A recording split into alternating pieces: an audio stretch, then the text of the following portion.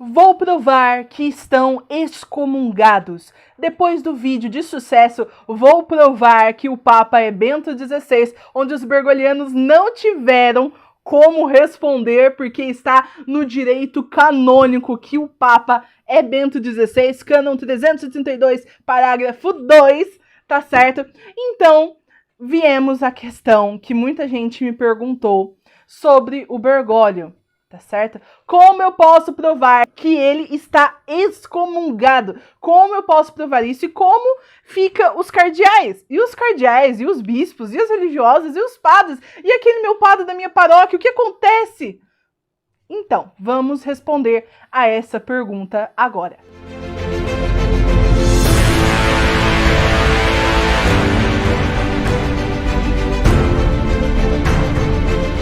Bergoglio e os cardeais estão excomungados e eu posso provar.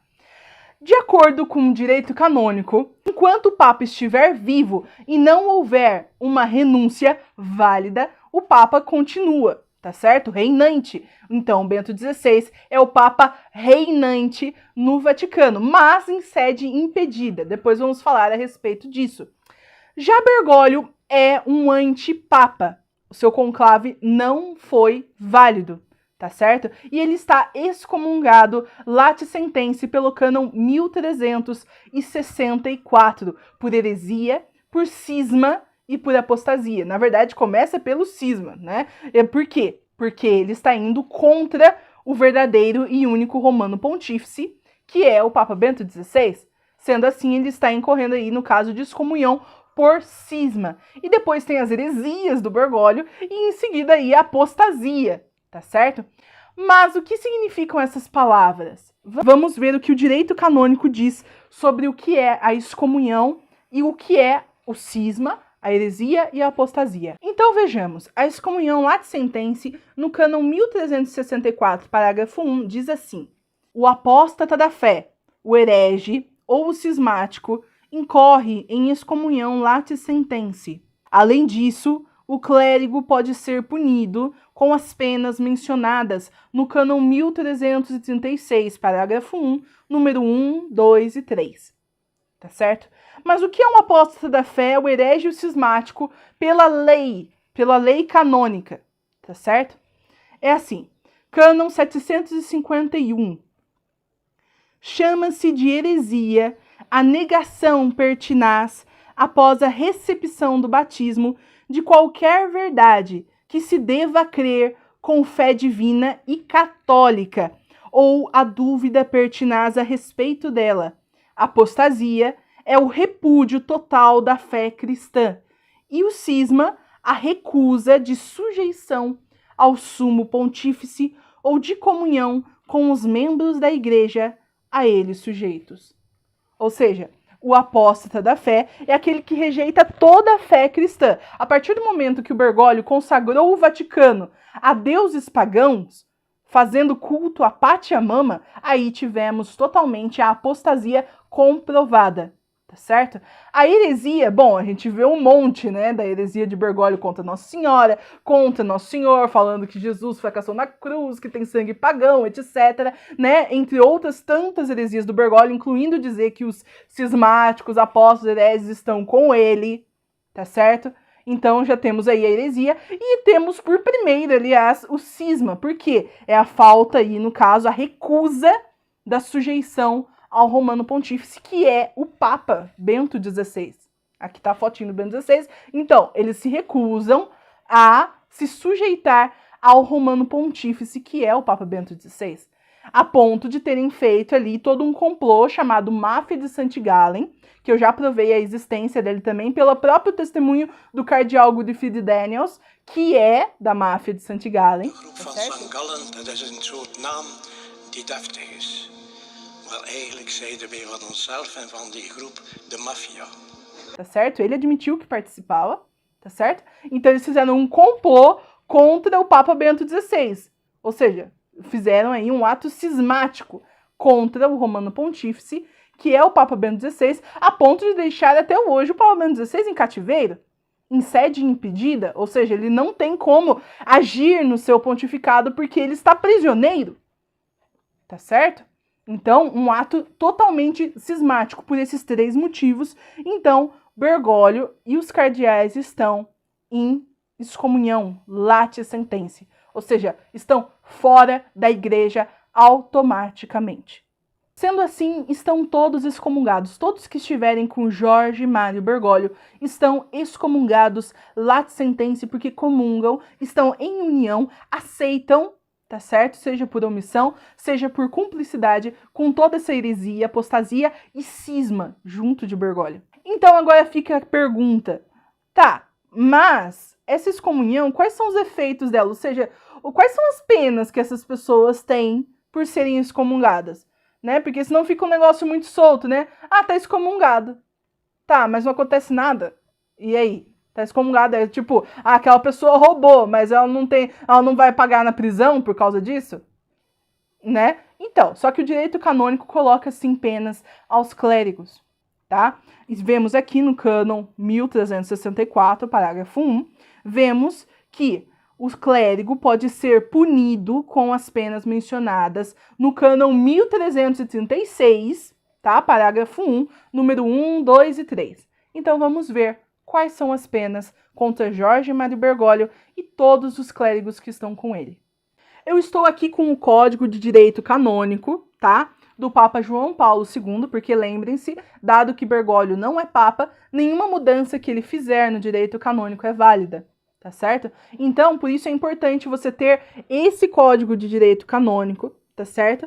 E você ver se não modificar alguma coisa, porque desde que Bergoglio, né, usurpou o trono de Pedro, começaram a mudar coisas do direito canônico que não podia. Não pode mudar nada enquanto existir um Papa reinante que é Bento XVI. Só ele pode mudar o direito canônico, só ele, tá certo? E ele está em sede impedida, ou seja, nada se muda quando o Papa está em sede impedida ou quando a sede está vacante. Inclusive, eles já mudaram lá no site do Vaticano o Código de Direito Canônico, e isso é totalmente inválido. O que vale é essa versão aqui do Papa João Paulo II, tá certo? Então, vamos ver aqui. No cânon 1336, que foi citado no cânon sobre excomunhão late sentença, sobre as penas contra, né, os clérigos excomungados, vamos ver assim. Cânon 1300, aqui, cânon 1336. As penas expiatórias que podem atingir o delinquente perpetuamente por tempo pré-estabelecido ou por tempo indeterminado, além de outras que a lei tenha eventualmente constituído, são as seguintes. Primeiro, proibição ou obrigação de morar em determinado lugar ou território. Segundo, privação de um poder, ofício, encargo, direito, privilégio, faculdade, graça, título ou insígnia, mesmo meramente honoríficas. E o número 3 é assim, proibição de exercer o que é mencionado no número 2, ou proibição de exercer em determinado lugar, ou também fora de determinado lugar. Essas proibições, porém, nunca são sob pena de nulidade. Então, vocês viram aqui as penas que incorrem a excomunhão late sentença, ou seja, a excomunhão automática contra Jorge Mário Bergoglio e os cardeais. No caso aqui, é a excomunhão, essas penas são de tempo indeterminado, tá certo? Em relação a eles, por conta da gravidade, tá certo? E porque eles continuam agindo contra o direito. Enquanto eles continuarem nesta excomunhão, enquanto eles infringirem a lei canônica, eles continuam nessa excomunhão. Por isso é um tempo indeterminado. Então, vemos aqui a proibição ou obrigação de morar em determinado lugar ou território. No caso da proibição de morar em algum lugar, eles não podem, de verdade, eles não podem morar, nem usar dos templos católicos, sabe aquela casa paroquial? Então, não pertence a essas pessoas excomungadas, elas estão usurpando esses lugares sem autorização, tá certo?